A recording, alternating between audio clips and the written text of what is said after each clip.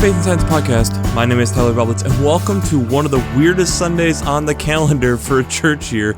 It can be either Palm Sunday in your context or Sunday of the Passion for the week of April 5th, 2020. I'm excited to have you here. I'm excited to dig in this week's podcast, and I'm excited that we are still being able to do this in this weird time that we are in within the whole world as we continue to go through the COVID-19 things. And I know you're probably all tired of it, and I know I'll probably end up referencing it slightly this week, but I'll try having a take that's a little bit different this week than regurgitating things with COVID-19, as we all are probably a little bit overly bombarded with it. But just know that this is part of our process of digesting and figuring out and trying to comprehend as we're all going through this, that there has to be some type of normalcy. And I've been really pleased and excited to see how the church has really, in a ways, led in this, being able and willing to try something new, try something different, being willing and able to step out of the box while still trying to have some type of normalcy, with having some type of service, with having some type of thing for people to be able to come to. And it's just been such a nice thing to be able to see. I actually had a really interesting post this last week discussing how we are lifting up first responders and doctors and nurses and scientists, and rightfully so. But I think there's also a point within the faith community and how different faith communities have continued to evolve and change and had to, during the biggest church holiday of the year, potentially totally switch how they're doing things, should also be commended. And so if you haven't reached out to your pastor, to your leader of your faith community, I would just reach out to them and applaud them, because there's a lot of amazing and cool things that they are doing in this time to help us get through this. But before we get into this week's podcast, we have to look back at last week's Twitter question, which was, in Lent, how have you been unbound, and what optimistic things did you find? And I think the obvious one is COVID-19 has unbound our whole society. And I think what's been interesting in that is that it has allowed for new things to go on. One of the things that I've been seeing more and more of is just people being creative, either that they're picking up an old instrument that they haven't been played in a while, otherwise creating something new and creating new and exciting things that people are enjoying seeing. I think it's also optimistic that we are seeing the negative sides of this, that we are seeing more of the homeless population, but also in that same breath, the number of people then who are trying to think about these people, I think, is an optimistic side of this. I think one of the weird things that COVID-19 is doing for our society is bringing us together.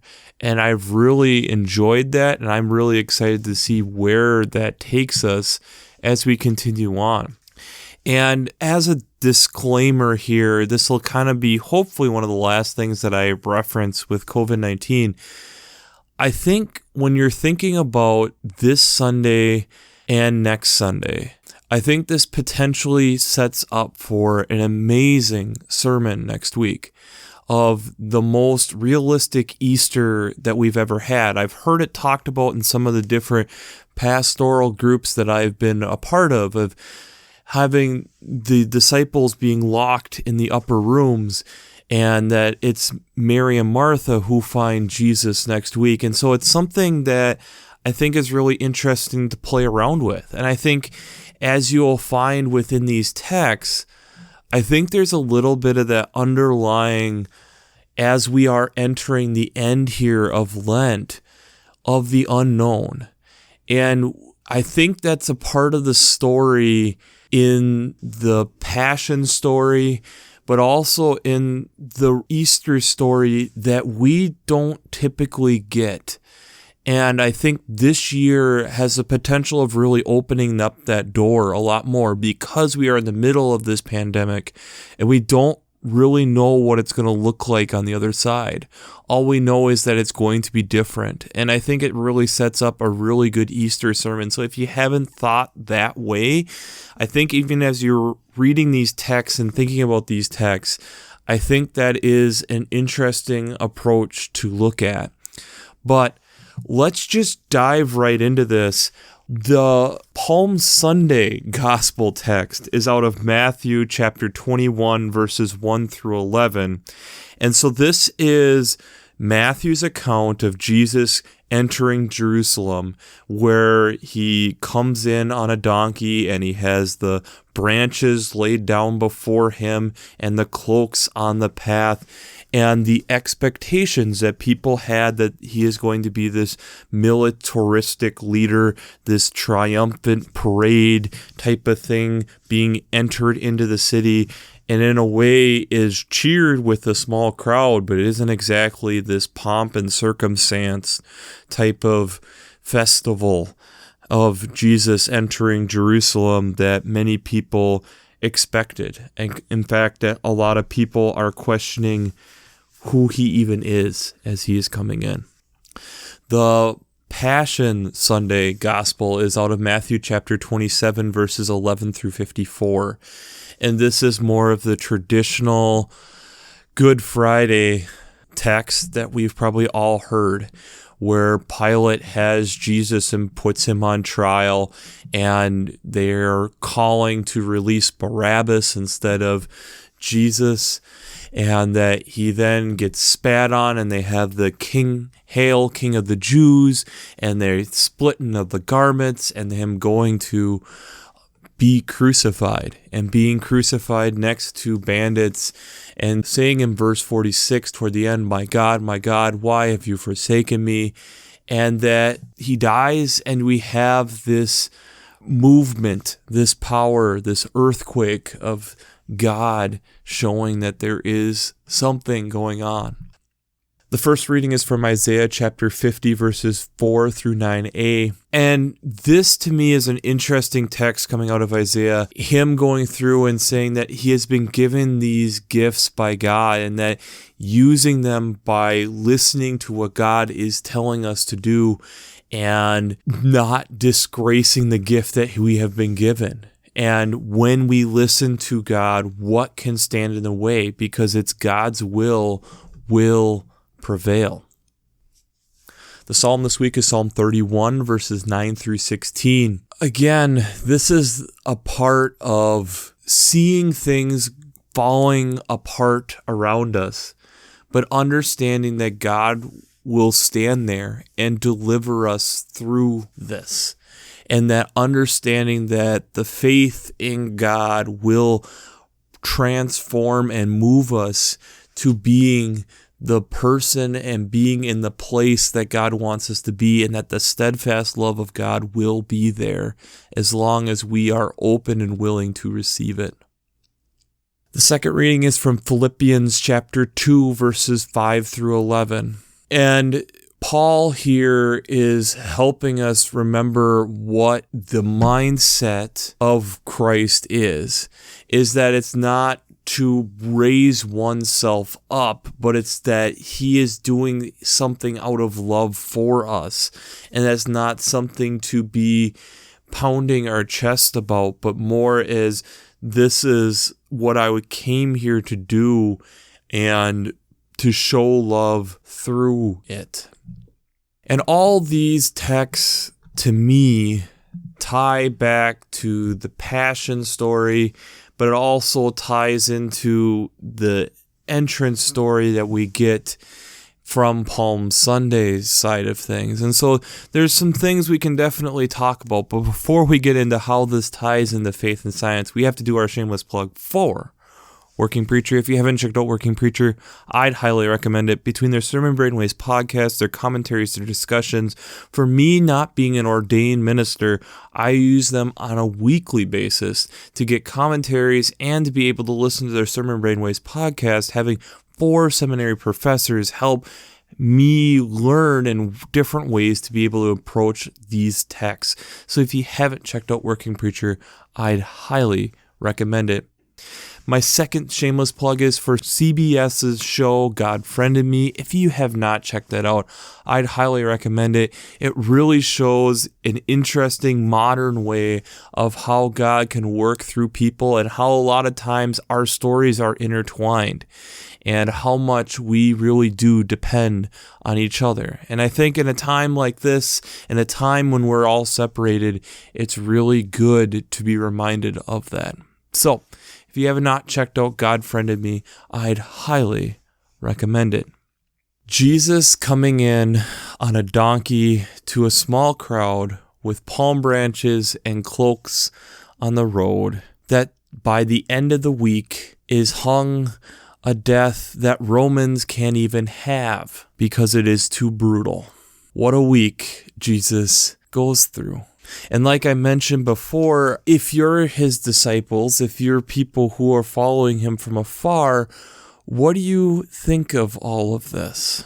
How terrifying this must be. How hard and difficult this is. Because you have been shaken to your core. It's hard for us to fully understand, and maybe this year with everything that's going on, it gives us the closest representation of what that actually might look like, what that might feel like. But I don't know if that's really the perfect science tie-in this week.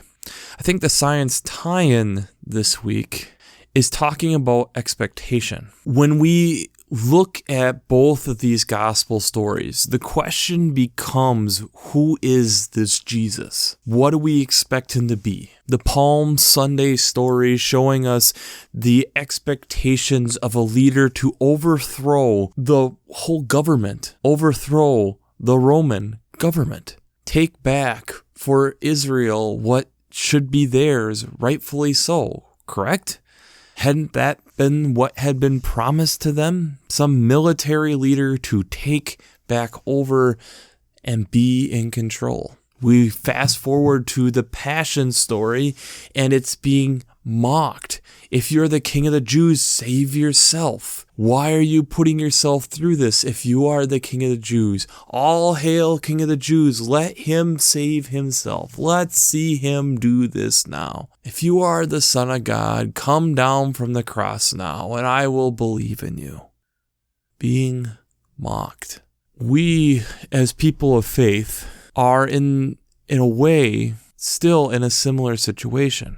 And if you want to put it into scientific terms, we have made the hypothesis that Christ is alive, that faith is something that is important, and that following God is not something to bat an eye at. We have our support, each of us, from our different stories, from our different reading of scripture and interpreting it and working with others to continue to understand what this all means and understanding that there is something greater than ourselves. But in all that, there is still the point that we will not fully know until the day of our resurrection. And that doesn't mean that I don't have faith. But just like the great Martin Luther would say, that there's still a spot for doubt because we're human. We have a hypothesis that takes a lifelong journey to see if we are correct.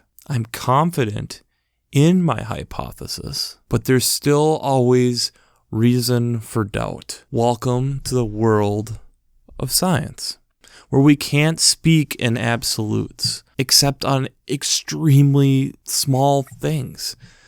The amount of actual law that we have in science is quite minimal. A lot of these are theories that are highly supported because we have to leave in the amount of reasonable doubt. When we make a hypothesis, before we run an experiment, it's our expectation. It's what we are expecting to happen. And in scientific papers, you will even have places that will then say what the null hypothesis is, which is usually the complete opposite of what the hypothesis is, showing the antithesis of if this doesn't happen, then we would the opposite. This is what that would be. Jesus was the null hypothesis to the Jews. He didn't come in as this great military leader. He didn't come in and just take over. In fact, he did the opposite. He died. And as we will find next week, his disciples fled. Wouldn't you? The leader that you have been around, that you have been following, that has been talking and teaching you is now dead. And essentially because people saw him as a lunatic, causing havoc, that you could be guilty by association. Wouldn't you be shaken to your core? Wouldn't you question everything? The interesting thing that I find when we compare this just to a basic scientific experiment is that that's how we are taught as scientists to think. You have to question everything. And if you have an assumption, why do you have that assumption? Do you have some type of background, something to try to back up that assumption? Are we assuming too much on something? We have to observe. We have to take our eyes and take the data and interpret it. And if we look through these two texts, he enters Jerusalem, he's not that big of a deal. And we look at the Passion, he dies just like everybody else. How is this big deal? We get right at the end that something else happened. Verse 54 coming from Matthew 27. Now when the centurion and those with him who were keeping watch over Jesus saw the earthquake and what took place, they were terrified and said, "Truly this man was God's Son." They observed something. It was through that observation they came to that conclusion. That after Jesus breathed his last, we had the earthquake, we had the rock split, the tombs were opened, many of the bodies of the saints who had fallen asleep were raised. After the resurrection of the tombs, they entered the holy city and appeared to many. Coming from verse 50 to 53. They had hypotheses that were proven wrong. You see, the whole understanding to the general public, to the people outside the insider group, was wrong on Jesus. And as being a scientist, it is not uncommon for us to be wrong with an understanding of something. Now, we've talked about in the past that typically tests that we've been proven wrong, unfortunately, don't get published as often for various different reasons. But often it's those moments when we are wrong that it opens up the door to asking more questions on how did we interpret this incorrectly before. Think back just a couple weeks ago when we were talking about hand washing and, well, it's truly a manly thing to have dirty hands entering into surgery to help give birth of children. And we found that we were completely wrong because we were entering and adding germs into the situation, and germ theory wasn't even around yet. We had to learn that the hypothesis of what we had, that this doesn't affect anything, did. The idea at this point to the general public, suddenly to at least these group of centurions, that this guy was nothing, suddenly was shook to the core when they saw this. We have to remember that's the type of God that we deal with.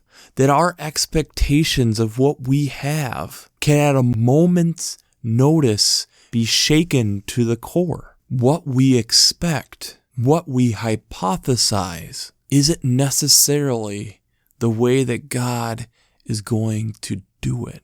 When Paul is reminding us of the Spirit of God, it's reminding us because this is not our presumed nature. Christ did it in such a way that surprised us. Even though he had told us, it was our hindsight that we then understood. How often we look in hindsight now with different experiences in our lives and realize that, crap, I should have seen this coming. But we hypothesize that those were not important facts. As we are working through this weird world in which we are in now, the difficult thing that we all are running into is it's hard to hypothesize and predict what is happening next. That's what has us afraid and scared and terrified. That's what has us like disciples running and being sheltered in rooms, scared, because now what? This has us questioning on why wouldn't Jesus want this big festive parade entering Jerusalem? This leaves us questioning, and the best answer I can give us is embrace this. This is part of us being human. This is part of our nature, and it's part of the beautiful part of science, is to question, to ask, to wonder, to ponder. And as we are getting toward the end of this Lenten season that has been absolutely crazy, we ponder, we think, we look, we think, ponder some more, question what is going on. And we realize from all of this, and we see it in the Psalm and in the text from Isaiah, that we are not in control. The control we have to give up to God. The science of what we are doing is hypothesis to help us understand what is already here from the creation of God. It's the question of us being listeners, like Isaiah talks about, listening enough so that we can understand what God is doing. It's hard. It's not easy. And that's the thing that makes it difficult, but yet so rewarding when we do. So the Twitter question this week is, as we are closing out Lent, where are we listening and who are we listening to? I think there's a lot of crap that is being thrown around and that it's trying to pull our attention here, there, and everywhere. And we don't get the actual attention to what maybe we should be listening to. And especially in this last little bit of Lent, cling on to that.